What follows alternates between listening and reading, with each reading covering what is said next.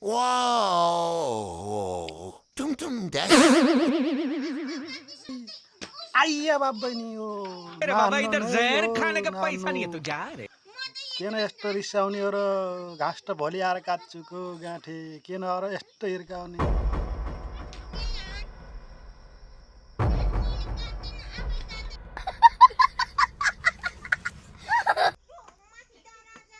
नरिसाउ आइया बाप बहिनी किन हान्ने हो र आइया नै मरे बाप बहिनी के